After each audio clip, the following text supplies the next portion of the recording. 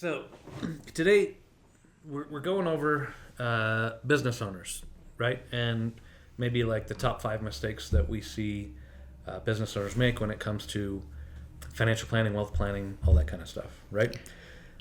Number one mistake, ignoring the impact of taxes and long-term wealth.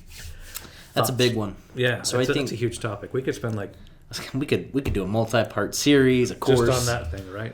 a Thursday night class. No, but I think it's huge because a lot of people don't account for taxes as a retirement expense. When they plan for their retirement, they say, I need this much every year and we're good to go. But what tax bracket are you going to be in? How much are you going to pay on that? How much of that income is it going to eat into? Yeah. Well, I think as a business owner and myself and some of our clients, one thing that happens, right, is you're so busy running the business, right, that you're really not paying attention to retirement thoughts and tax implications there. And even a lot of times what I find is interesting is they're not really focused on tax planning this year, because a lot of that can involve retirement planning, because you're busy, you're running the business, you're doing marketing, you're running the business itself and whatever type of business you're in, and you have employees and payroll and all this kind of stuff. And they get to the end of the year, they do their tax returns, and they're just like, okay, this is what I owe, or this is what I don't owe. And some of them are like, oh my gosh, it's December and I got to buy a truck. That's their tax planning, right? You got to buy an asset to get some sort of a deduction. When TikTok loves that one. Yeah, but in reality, it's a process that is really all year long. It's, hey, we're halfway through the year. Are we on track with last year? Are we above? Are we below? Do we have expenses that we had last year, or maybe we don't have expenses? And you start doing your planning definitely in the back half of the year, but it's something that you're checking your gauges all the time. And because at the end of the day, again, we've talked about this before, once you get past December 31st, those opportunities that you had are now gone. Yep. And the reality is that you need to be looking at those opportunities starting in August, September, because there may be strategies that might be beneficial to you, but they have deadlines, some of them in September. Right. Right? And so, if you're not even thinking about it till December, you've already missed a huge window about just tax planning, right? And how big of an impact, that can make as far as just having a front of mind always there. I think you're right. I think you touched on really early there that a lot of these business owners are still in the trenches, so to speak. Like they're out, and we've got clients that are still out in the field working jobs themselves. Yep. And they're doing really well. They're very successful business owners, but they're not thinking about their tax bill right then and there, and it slips their mind, and they have to run to the next job, and it gets pushed off. Yeah, it gets pushed off. And I think the other thing that happens is, again, you have one mindset, and the mindset a lot of time for entrepreneurs is, well, the majority of my wealth or the majority of my net worth is in my business, and so whatever money I have, I want to pull out, pay taxes on, and put it right back in, or find a way to reinvest in the business, which can be good depending on the ROI that you're getting on the investment that you're putting in your business. But the other thing that people need to realize is that if as part of your plan you're peeling off a little bit each year, putting it aside in, like, let's say a retirement account or something like that, then you are diversified, right? If for some reason, and the age-old story is, if you were making horse whips when everybody had horse and buggies, you were doing fantastic. But then all of a sudden, when the car comes out, your business is now, right, kind of in a bad place. Well, if everything you have is tied up in your business and you weren't pulling some out for yourself, along the way, all your eggs are in one basket. And that's exactly right. That's mistake number 2, right? Is relying too much on your business as your retirement plan, not as part of your retirement plan. Exactly. There's so much that can go awry with putting too much in your business as your retirement plan. And, one client that we had, and this has been quite a long time ago, but what was interesting is he did have a really good net worth in his business. He had an exit.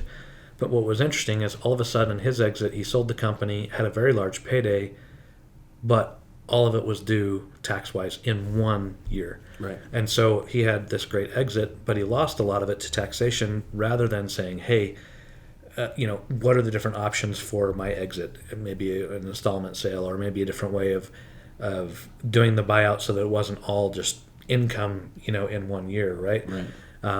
There's a lot that can be done well beforehand And needs to be done well beforehand. Yeah. It's not a, hey, I'm retiring next Tuesday, let's make it happen.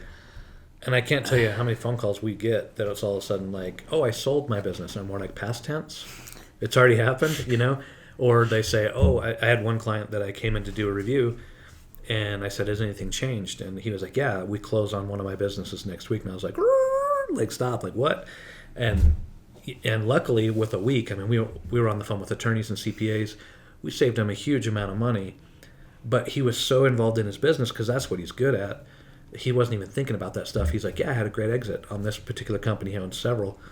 But I was like, wait a minute, you know, we need to look at this. And that's interesting, right? Because all these scenarios are assuming that the business is going to go very well, always, forever, right until you're ready to retire. But what if the car is invented, like you mentioned, or what if there's regulation that comes out that brings your business to a grinding halt? Or what if you can't find a buyer for your business?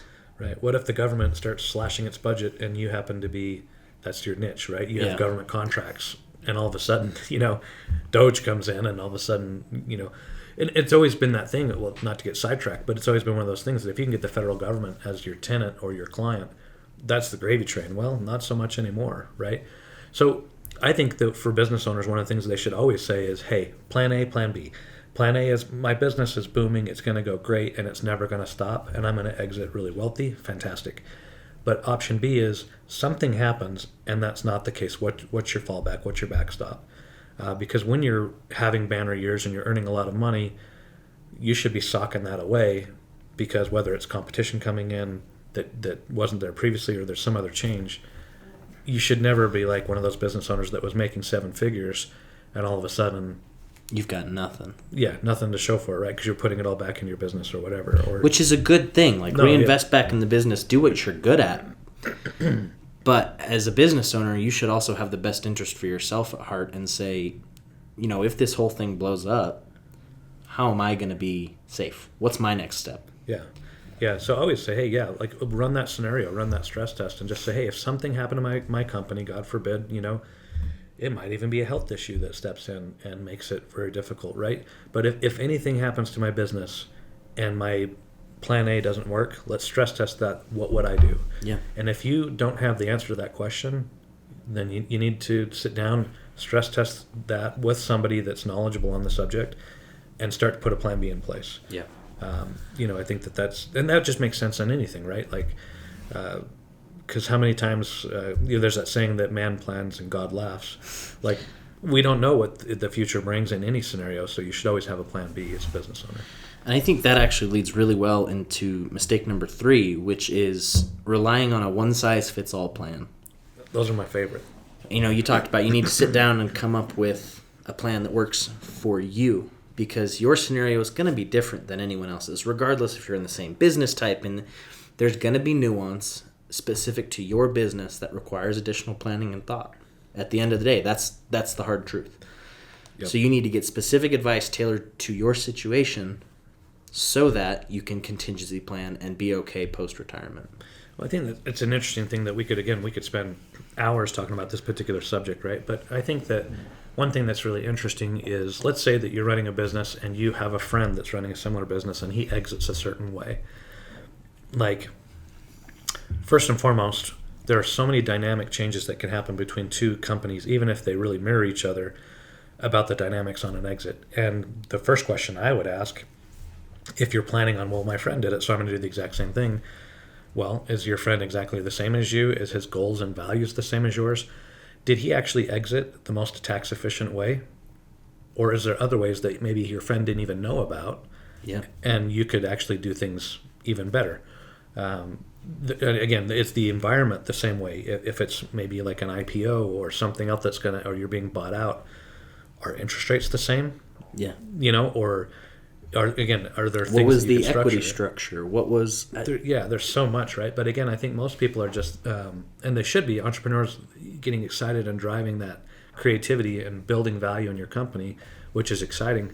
But if like anything else, I would be looking at it saying, well, hey, that's what my friend did, but could I do it better? Is there something else? And the way that you find that out isn't by talking to your buddy, because it's kind of like fishing, right? And anything else. If your buddy says if he exited his company, it's always, oh, I had the best exit and we executed it so well. I did okay. I did. Everybody's going to talk up their game. Nobody's going to be like, yeah, I kind of really, screwed up on that one. But then find out all the information you can, and then take it to a good team of attorneys and CPAs and advisors, and say, hey guys, this is my company. This is what my buddy did. What do you see? Would this work for me? Yeah, or would it not? Are there things that I could do better? And so many times, even just the dynamic of your family and whether you have family members in the business or not, can completely change. And that's another interesting point. Like some business owners say, hey, I want an exit, but my exit is I want to leave my company that I've been building for 30 years. I want to leave it to my family. But I need an exit because most of my net worth is tied up in here. Okay, well, we don't want to hose the kids that are buying it from you. Right. But we're going to treat that sale a lot differently than somebody who's selling it to a third party that doesn't know them from Adam. You need a liquidity event, and they need ownership. So what are we going to do about that? Yeah, and is it an earnout? Is it, there's so many different ways to do that. So that one size, fits all planning is so dangerous. And that's where some of the things, bless their hearts, I'm trying to think without naming names, but, there's certain online legal people that will structure your entity for you at a low price. And that stuff drives me crazy because I've seen the documents that come out and they're boilerplates. They're all the same. And you realize, oh my gosh, well, what if your buddy has a company and he's the sole owner, right? And I've got two business partners. Okay, right. Huge difference. Yeah. Right? And the bylaws are going to be very, very different between those two entities. What if I bring on a partner? I've seen that really get dangerous where you start out as just an individual. You have a great idea. You bring on a buddy. He buys in or he becomes an equity partner. Okay, now it gets really complicated, right? And there was one that I saw where there was a gentleman who started a company. It was going gangbusters. He brought in a partner. They grew it even more. They brought in a third partner to help continue to grow. One day he goes into the business and the other two that he brought on said, we own the majority, you're out. And he was the guy that started the whole thing, and he actually was giving away equity, and he didn't even think about that. Right? But all of a sudden he's a minority shareholder, and he could get voted off the island. That kind of stuff, you don't think about that because when you're going into business, you're optimistic.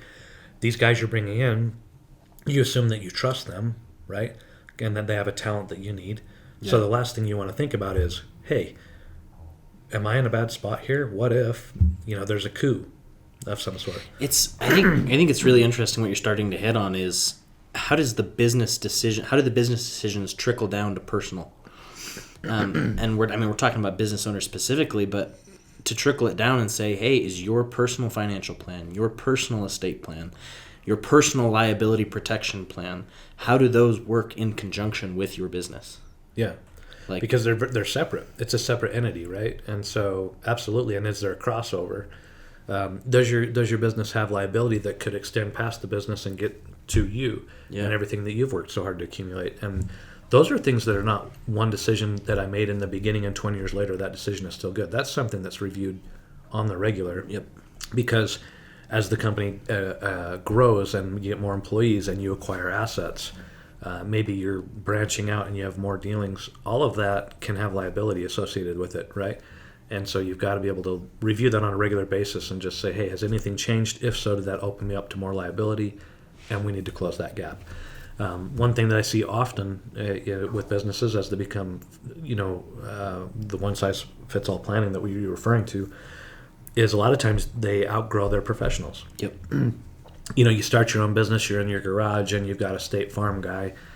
He sold you whatever, property and casualty liability type policies you have. We were talking to a client the other day who he's multiple seven-figure guy. He's doing very well, and he's like, I don't know, I'm using the same insurance guy that insured my car when I was 16. Yeah. And you're like, well, you start asking those questions, right? What about this? What about that? And you're like, gosh, I don't know. Well, maybe that guy, he could be the best guy ever as far as like basic property and casualty insurance, right? And he could just be fantastic. But if he's not familiar with more complex business structures, more complex liability exposure, those types of things, it's not that he's a bad guy, and you might be able to keep some things with him if you're, like a friendship or emotionally attached. But the reality is that you need a team that can go in at your level and just be like, hey, Yeah. we need to take a look at this. And right? if you, I mean, a good example of this is if you guys haven't seen it, go watch our video on your boat at Lake Powell. Yeah. Learn from my mistakes. And how it can turn out pretty rough. But no, I think you're right. I think that it's one of those things that every quarter, every year, as a business owner, you review your books, you make sure that your marketing is good. But one of the things you may not be doing is looking at the plan overall, whether it's a part of your business plan or your financial plan, whatever it is, looking at it and reviewing it and saying, hey, how do we feel about our liability guy? Do we have a liability guy?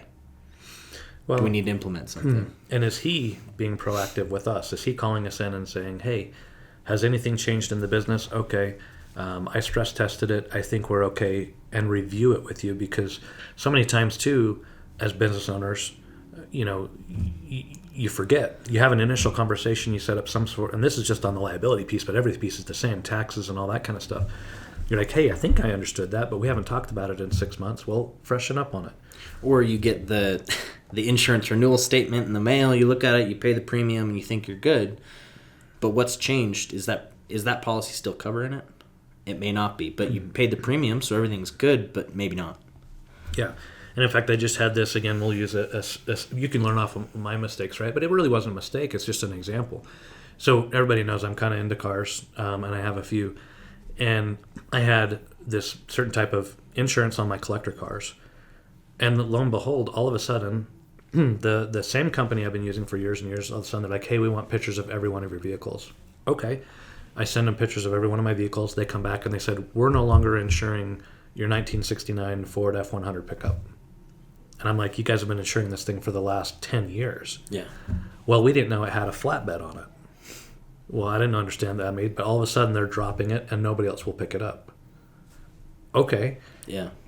And so part of me was sitting there, now I've got to make some adjustments. I've either got to find a new carrier, different type of policy, or I might have to change the bed off of the pickup to a normal pickup bed, which is a project I really wasn't planning on. But long story short, what concerned me is all of a sudden I thought I had coverage. Did I really have coverage during those? Could they have dropped me? I don't know. But now I don't have coverage on that vehicle, Yeah. right? And if I just would have been on autopilot and I didn't have an agency that was actively going through Your policies to help you. Yeah. How many things, maybe your structure stayed the same, but maybe the insurance companies are changing, is my point. And all of a sudden you think you've got coverage and you don't, right? So I think it's just so important, especially a lot of these insurance companies with the property and casualty specifically, the rates are going up substantially, even if you're a good driver or if your business hasn't had any types of claims against it or things like that. And what's happening is a lot of times there's two things, right? Sometimes the premium's going up, but other things that are happening is the coverage is going down. Yep. And they might send you some big letter that says, oh, hey, just so you know, no big deal, and a lot of fine print. It's a big legalese fine print letter. Yeah, and all of a sudden you might have things that are changing. So being on autopilot is dangerous in any aspect, whether it's with your taxes, your property and casualty, your estate plan, right? That's another huge thing. And how does that estate plan intertwine with your business? Initially, you set it up, and you're like, yeah, I've got this going on. But if it was set up 10 years ago and your business was started 5 years ago, your estate plan doesn't even know your business exists. Yeah. Yeah, and as it changed. So again, like this one size fits all, that scares the heck out of me. And then just going on autopilot, focusing on growing the business, which is great.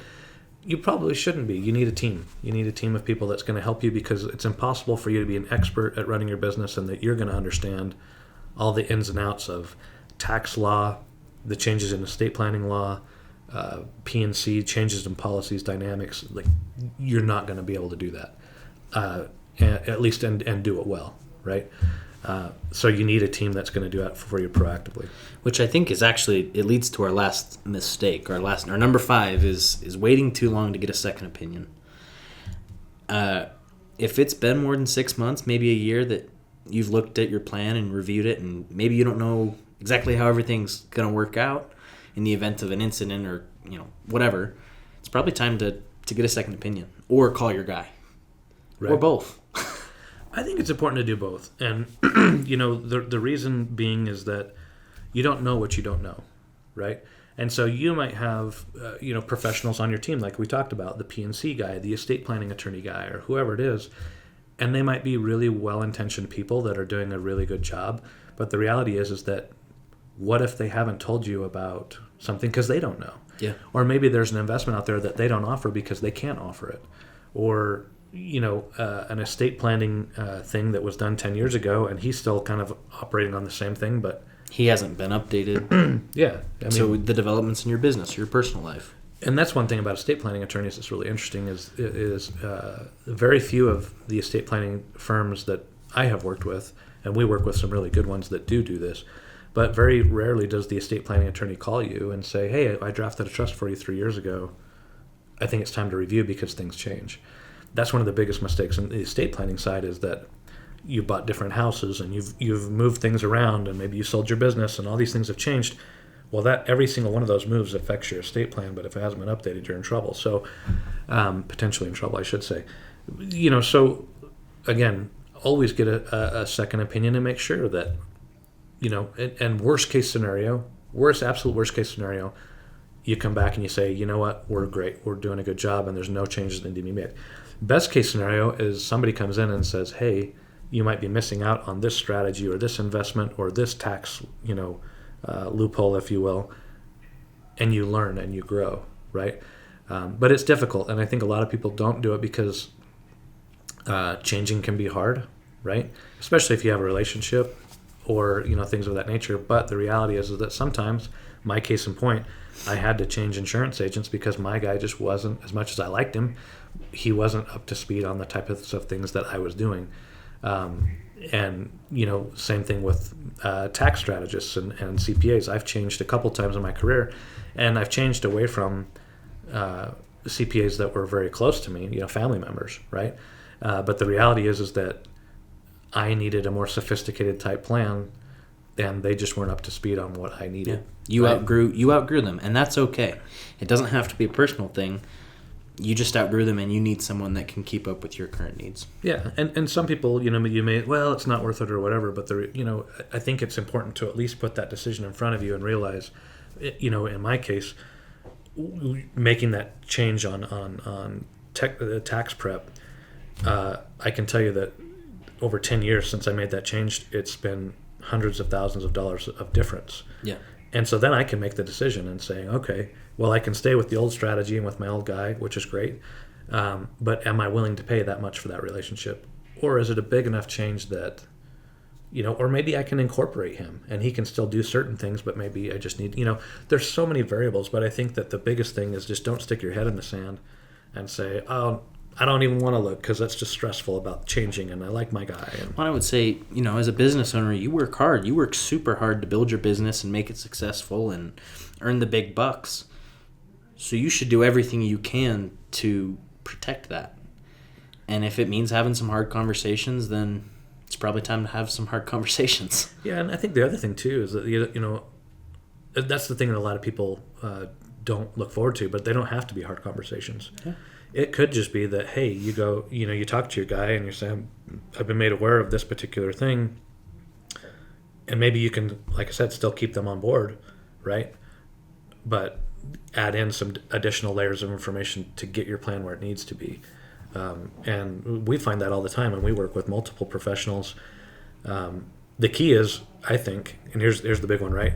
Is you get new information and you take it back to your original professional and you say, can we do this? If they're like, yeah, great, let's do it, and they're flexible, fantastic. But if they dig in their heels and they're like, nope, this is, then you know who you're working with, I guess is the big thing.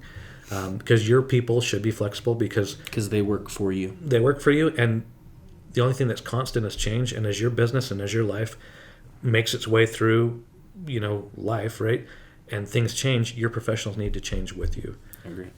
Instead of just being like, nope, this is the type of policy you have, and this is the only investment that you have, and this investment that you started 10 years ago is the only one that's going to work for you now. No. Yeah. Like, that I think that dog doesn't hunt, and everybody that could logically see that, right? But it takes a little bit of effort, it takes a little time, but it can be worth literally hundreds of thousands of dollars to you, know? by just taking that step. Well, and I would say, business owners, if you're interested in this, you can head to our website. There's a free guide. It's exactly what we're talking about today. It's the 5 biggest money mistakes business owners are making today.